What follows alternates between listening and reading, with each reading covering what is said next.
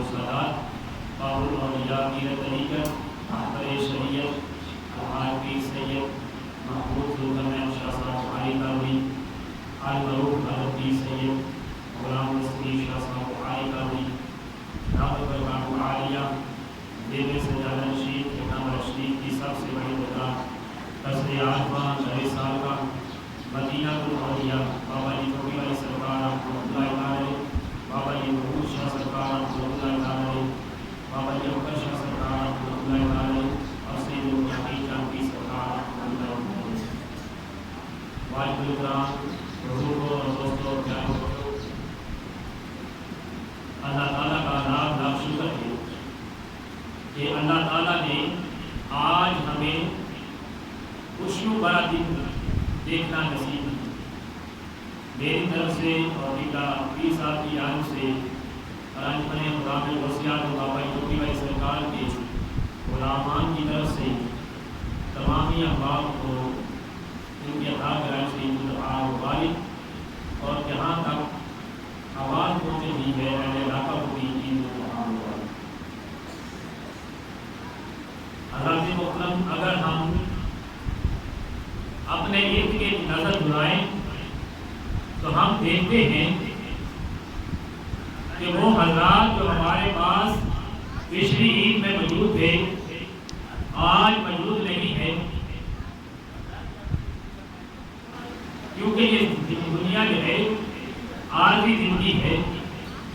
اور ہر ایک نے موت کا ذائقہ چکھنا ہے۔ انسان چاہے کہیں بھی جگہ جا کر چھوٹ جائے، کسی بھی جگہ جا کر بھاگ جائے، لیکن موت نے اس کو گھیرنا ہے، موت نے اس کو آنا ہے۔ تو آج کا دن خوشیوں کا دن ہے، آج کا دن بخشش کا دن ہے، اور اللہ تعالیٰ آج کے دن لاکھوں افراد کی بخشش فرماتا ہے۔ تو ہم دعا گو ہیں کہ اللہ تعالیٰ ہمارے ان بھائیوں کی جو ہم سے بچھڑ گئے اور ہمارے کشمیری مسلمان جو شہید ہو رہے ہیں اور افواج پاکستان کے وہ ثبوت بہادر بیٹے جو وطن کی حاضر جان کو باندھ کر رہے ہیں، ان کے بارے میں دعا کو ہے کہ اللہ تعالیٰ آج کے بخشش والے دن کے صدقے ان سب کی مغفرت و بخشش فرمائے۔ حضرات، آج کا دن مغفرت کا دن ہے، آج کا دن خوشیوں کا دن ہے، آج کا دن رحمت کا دن ہے، آج کا دن اللہ تعالیٰ کی رحمت الہی کے نزول کا دن ہے، اور آج کا دن عید الاضحیٰ کا دن ہے۔ اب اس عید کو عید قربان بھی کہا جاتا ہے، کیونکہ اور آج کا دن اللہ تعالیٰ کی راہ میں قربانی پیش کرنے کا دن ہے۔ اس لیے اللہ تعالیٰ نے حضرت اسماعیل علیہ السلام کی عظمت و شان کو قرآن کریم میں بیان فرمایا۔ وَاذْكُرُوا فِي الْكِتَابِ إِسْمَاعِيلَ إِنَّهُ كَانَ صَادِقَ الْوَعْدِ وَكَانَ رَسُولًا نَبِيًّا کہ کتاب میں اسماعیل علیہ السلام کو یاد کرو، بے شک وہ وعدے کے سچے تھے، رسول تھے اور غیب کی خبریں بتانے والے تھے۔ حضرات محترم، اللہ تعالیٰ نے حضرت ابراہیم کو خلیل اللہ کا لقب عطا کیا۔ خلیل کا معنی ہوتا ہے اللہ کا دوست، اللہ کا قریبی۔ کیونکہ حضرت ابراہیم کو خلیل کا لقب عطا ہوا تو جتنا بھی انسان اللہ کے قریب ہوتا ہے اس پر امتحان اور آزمائشات اتنی زیادہ سخت آتی ہیں۔ کریم آقا علیہ الصلوۃ والسلام نے فرمایا، ہم انبیاء کرام کے گروہوں میں سے ہر ایک کو اس کے رتبے کے اعتبار سے، اس کے درجے کے اعتبار سے، اس کی بلندی کے اعتبار سے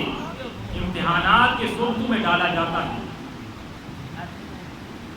حضرت محترم حضرت ابراہیم خلیل اللہ علیہ السلام پر طرح طرح کی آزمائشات آئیں، لیکن ہر آزمائش میں آپ نہ صرف کامیاب رہے بلکہ صبر و استقامت کی مثال قائم کی۔ جب آپ کو آتش نمرود میں ڈالا گیا، صبر و رضا کی ایسی مثال قائم کی کہ دنیا اس کی کوئی مثال نہیں ملتی۔ اور اس کے بعد کہ نے اپنے بیوی اور بچے کو باران کے بیابان جنگلوں میں چھوڑا، وہاں پر بھی صبر و رضا کی عظیم مثال قائم کی۔ اس کے بعد حضرات محترم تیسری آزمائش جو حضرت ابراہیم پر آئی، جو سب سے بڑی آزمائش تھی، وہ تھا خواب میں حضرت اسماعیل علیہ السلام کی قربانی۔ حضرت اسماعیل علیہ السلام کی جب قربانی کا خواب دیکھا تو اپنی بیوی حضرت ہاجرہ علیہ السلام سے کہا کہ میرے بیٹے اسماعیل علیہ السلام کو صاف کپڑے پہناؤ اور میرے ساتھ میں نے اس کو کہیں جگہ لے کر جانا ہے۔ جب آپ کی بیوی نے بیٹے کو کپڑے پہنائے تو آپ اس کو جنگل میں لے گئے اور ساتھ آپ کے ہاتھ میں چھری بھی تھی اور رسی بھی تھی۔ حضرات محترم پھر شیطان آتا ہے۔ شیطان کہتا ہے، حضرت بی بی ہاجرہ کے پاس آتا ہے، کہتا ہے کہ تو کیسی ماں ہے کہ تیرا شوہر جو ہے وہ تیرے بیٹے کو ذبح کرنے جا رہا ہے اور تو خاموش ہے۔ تو بی بی ہاجرہ علیہ السلام نے جواب دیا، کیا بھلا ایسا بھی ہو سکتا ہے کہ ایک باپ اپنے بیٹے کو ذبح کرے؟ کہا، شیطان نے کہا کہ اس کو اللہ تعالیٰ کا حکم ہو چکا ہے۔ جب یہ کہا کہ اللہ کا حکم ہو چکا ہے تو پھر حضرت بی بی ہاجرہ نے علیہ السلام نے کہا کہ اگر اللہ کا حکم ہو چکا ہے تو ایک اسماعیل کیا ہزاروں اسماعیل اللہ کی راہ میں قربان کر دی۔ پھر حضرات شیطان جو تھا حضرت ابراہیم خلیل اللہ کے پاس گیا اور ان سے کہا کہ تو کیسا باپ ہے، ایک ہاتھ کے آتے ہوئے تو نے اپنے بیٹے کو ذبح کر رہا ہے، آپ جھوٹے بھی ہو سکتے ہیں۔ تو جب یہ کہا تو آپ نے کنکریاں ماری شیطان کی جانب، شیطان دور بھاگ گیا۔ حضرات پھر تیسری حملہ جو شیطان نے کیا وہ بیٹے حضرت اسماعیل علیہ السلام کی طرف کیا۔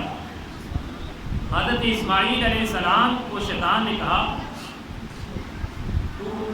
اپنے باپ کے ساتھ کیوں چل رہا ہے؟ تمہیں معلوم نہیں کہ وہ آج تمہیں ذبح کرنے جا رہا ہے، تیری قربانی اللہ کی راہ میں پیش کرنے جا رہا ہے، کیونکہ اس کو اللہ تعالیٰ کا حکم آ چکا ہے۔ جب یہ کہا حضرت اسماعیل علیہ السلام کو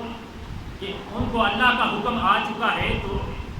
حضرت اسماعیل علیہ السلام نے حضرات کہا کہ اگر اللہ کا حکم آ چکا ہے تو میں اپنی قربانی پیش کرنے کے لیے تیار ہوں۔ اور یہ حال جو تھا، ساتوں آسمانوں کے فرشتے ملاحظہ کر رہے تھے اور اللہ کی بارگاہ میں رو رو کر یہ فریاد کر رہے تھے، سبحان اللہ نبیش یقود نبیشن، کہ ایک نبی، اللہ تو پاک ہے، ایک نبی دوسرے نبی کو ذبح کرنے کی طرف کھینچے چلے جا رہا ہے۔ اور جب حضرت ابراہیم اپنے بیٹے اسماعیل علیہ السلام کو مقام منع میں لے کر پہنچے تو وہاں پر فرمایا، قال یا بنی انی ارا فی المنام انی اذبحوک فانظر ماذا تری، کیا بیٹے تیرا کیا خیال ہے، میں نے خواب میں تجھے ذبح کر رہا ہوں، تیری قربانی اللہ کی بارگاہ میں پیش کر رہا ہوں، اب تیرا کیا خیال ہے، اب تیری کیا رضا ہے؟ تو اس پر قرآن کریم میں آتا ہے کہ حضرت اسماعیل علیہ السلام نے جواب دیا، یا آبت افعل ما تؤمر ستجدنی انشاءاللہ من الصابرین، کہ آپ کو جو حق آیا ہے وہ آپ کر گزریے، آپ مجھے صبر کرنے والوں میں پائیں گے۔ جب باپ اور بیٹا راضی ہوئے تو پھر حضرات اللہ تعالیٰ کے پیارے خلیل حضرت ابراہیم نے اپنے بیٹے کو منہ کے بل لٹایا۔ تو حضرت اسماعیل علیہ السلام نے کہا کہ ابا جان، چند میری باتوں کو مد نظر رکھیے اور پھر میری قربانی اللہ کی بارگاہ میں پیش کیجیے۔ کہا کہ جب آپ مجھے ذبح کرنے لگے، میری قربانی پیش کرنے لگے، اپنی آنکھوں پر پٹی باندھ لیجیے تاکہ شفقت فطری وہاں پر حائل نہ ہو جائے اور آپ مجھے اللہ کی راہ میں قربان نہ کریں۔ پٹی باندھ لیجیے آنکھوں پر اور چھری کو تیز کر لیجیے۔ نمبر 3 پر آپ نے یہ نصیحت کی کہ چھری کو تیز کر لیجیے، اور جب آپ میرا کرتا قمیض خون سے رنگین ہو جائے تو میری یہ قمیض میری والدہ حضرت حاجرہ علیہ السلام کو پیش کر دینا، اور اپنے کپڑوں کو سمیٹ کر بچانا تاکہ میرے خون کے فوارے جو نکلیں گے اس سے آپ کے کپڑے رنگین نہ ہو جائیں، اس سے اپنے کپڑوں کو بچانا۔ تو یہ نصیحتیں تھیں حضرت اسماعیل علیہ السلام کی اپنے والد حضرت ابراہیم کو۔ انہوں نے کہا کہ بیٹا ایسا ہی عمل کیا جائے گا، اور جب گلے پر چھری چلاتے ہیں حضرات، چھری نہیں چلتی، ایک مرتبہ چلاتے ہیں چھری نہیں چلتی، دوسری مرتبہ کوشش کرتے ہیں گردن پر چھری چلاتے ہیں لیکن چھری نہیں چلتی۔ اس کے بعد جب پاس پڑے ہوئے پتھر کو چھری مارتے ہیں پتھر ریزہ ریزہ ہو جاتا ہے، لیکن چھری جب گلے پر چلاتے ہیں حضرت اسماعیل علیہ السلام کے، چھری نہیں چلتی۔ چھری سے مخاطب ہو کر اس وقت حضرت ابراہیم کہتے ہیں، اور چھری بازبان حال ہو کر یہ کہتی ہے کہ الجلیل یامرنی والحلیل نہانی، کہ جلیل کہتا ہے کہ نہ کاٹ، اور حلیل کہتا ہے چھری کو کاٹ۔ یہ بازبان حال ہو کر چھری بتا رہی ہے، چھری کہتی ہے کہ اللہ تعالیٰ کہتا ہے نہ کاٹ، اور حلیل حضرت ابراہیم کہتے ہیں کاٹ۔ تو اس وقت اللہ تعالیٰ نے فوراً حضرت ابراہیم امین کو بھیجا کہ جا، آج میرا ابراہیم اللہ کی بارگاہ میں قربانی ضرور کر کے رہے گا، جاؤ جنت سے دمبا لاؤ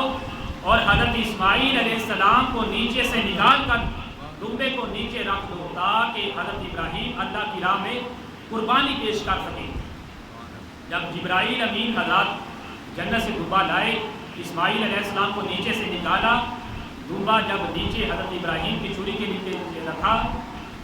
تو آپ نے چھری چلائی تو چھری چل گئی۔ جب آنکھوں سے پٹی اتاری تو دیکھا کہ دمبا ذبح ہو گیا ہے، اور حضرت اسماعیل پاس کھڑے مسکرا رہے ہیں۔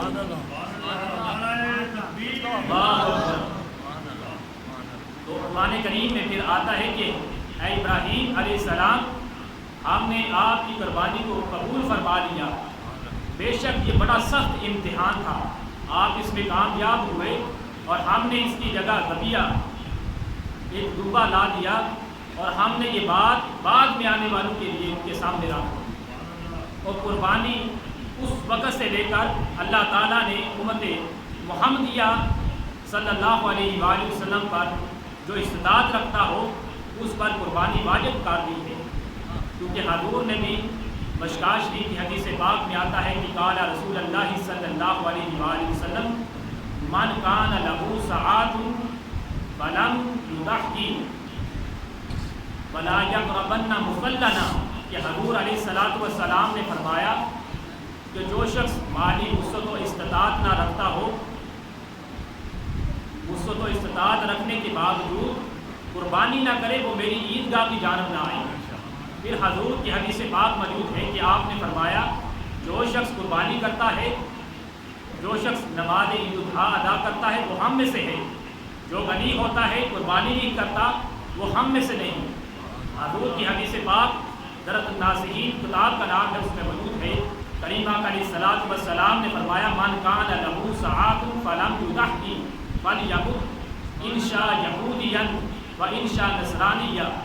کہ جو شخص مالی وسعت و استطاعت طاقت رکھنے کے باوجود اللہ کی راہ میں قربانی نہیں کرتا، چاہے وہ یہودی ہو کر مرے چاہے نصرانی ہو کر مرے، ہمارا اس سے کوئی تعلق نہیں۔ حضرات محترم، قربانیاں کیا ہیں؟ یہ قربانی ہوتی کیا ہے؟ تو حضور کی بارگاہ میں چند صحابہ کرام آئے، کہا کہ یا رسول اللہ صلی اللہ علیہ وآلہ وسلم یہ قربانیاں کیا؟ فرمایا کہ یہ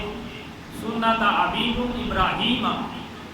یہ تمہارے باپ ابراہیم علیہ السلام کی سنت ہے۔ پھر ان صحابہ کرام نے عرض کیا یا رسول اللہ صلی اللہ علیہ وآلہ وسلم ہمارے لیے اس میں کیا ثواب ہے؟ فرمایا بکل شرعۃ حسنات، ہر ایک بال کے بدلے نیکی ہے۔ پھر فرمایا کہنے لگے صحابہ کرام کے اونٹ کے بارے میں کیا حکم ہے؟ حضور نے فرمایا اونٹ کے ہر بال میں بھی ایک نیکی ہے۔ تو حضرات محترم اسی طرح کریم آقا علیہ الصلوۃ والسلام نے فرمایا جو شخص آج کے دن قربانی کرتا ہے وہ گناہوں سے بالکل پاک ہو جاتا ہے۔ حضرت عائشہ صدیقہ رضی اللہ تعالی عنہا سے آپ نے فرمایا اے عائشہ جب کوئی شخص عید الاضحیٰ کے دن قربانی کرتا ہے، قربانی کرنے سے کے بعد اس کا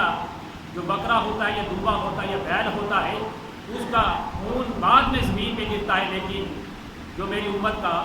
اس کے گناہ پہلے معاف کر دیے جاتے ہیں۔ فرمایا یہ ہمارے لیے خاص ہے، یہ عام مومنوں کے لیے بھی، فرمایا ہمارے لیے بھی خاص ہے اور تمام مومنوں کے لیے جو بھی یہ عمل کرتا ہے اس کو گناہوں سے معافی عطا کر دی جاتی ہے۔ اور حضرات یہاں جو لوگ جانور کی خریداری کرتے ہیں ان کے لیے بڑا اجر و ثواب ان کو بھی عطا کیا ہوا ہے۔ حضرت علی کرم اللہ وجہ کریم فرماتے ہیں کہ جو شخص جانور نماز عید الاضحیٰ کے لیے قربانی کے لیے خریدتا ہے اس کے قدم قدم پر اس کو 10 نیکیاں نیچی جاتی ہیں، اس کے 10 گناہ معاف کر دیے جاتے ہیں، 10 درجات بلند کر دیے جاتے ہیں۔ اور جب وہ شخص جو جانور خریدنے گیا ہے وہ کسی شخص سے سودا کرتا ہے بیل خریدنے کے لیے، دمبا خریدنے کے لیے، تو وہ شخص جو بات کرتا ہے اس کا کلام تسبیح بن جاتا ہے۔ حضرات آقا علیہ الصلوۃ والسلام نے قربانی کے متعلق فرمایا کہ آج کے دن ابن آدم کا کوئی عمل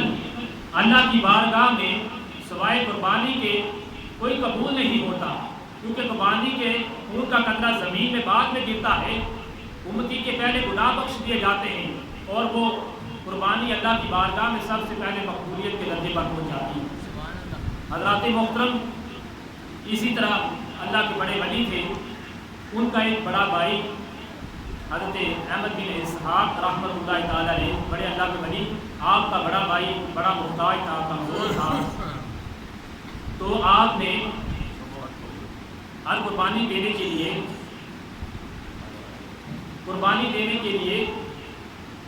ماشاءاللہ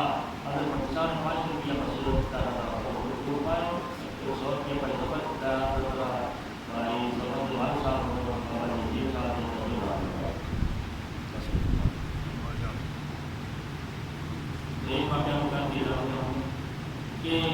حضرت احمد بن اسحاق رحمۃ اللہ تعالیٰ علیہ، اللہ کے بڑے برگزیدہ آپ کا بڑا بھائی بڑا محتاج تھا۔ یہ قربانی کی روایت ہے کہ قربانی کرنے سے ہمیں کیا کیا ملتا ہے۔ آپ کا بڑا بھائی محتاج تھا، گھر چلانے کے لیے اس کے پاس پیسے نہ تھی، لیکن جب عید الاضحیٰ آتی وہ قربانی ضرور کرتا۔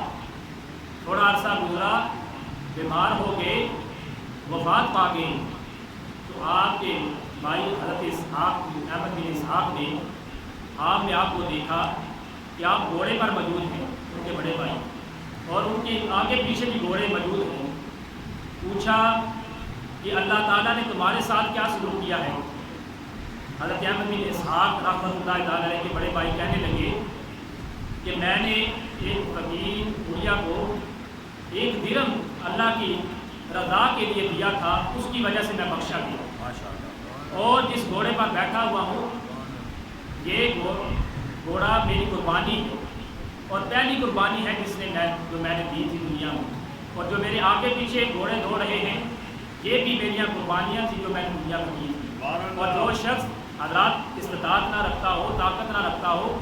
وہ کیا کرے، وہ قربانی کا ثواب کس طرح حاصل کرے؟ تو حضور نے فرما دیا وہ شخص ایسا کرے کہ 4 رکعت نفل پڑھے اور سورہ فاتحہ کے بعد 11 مرتبہ اس میں سورہ کوثر انا اعطیناک کالکوثر وہ پڑھے،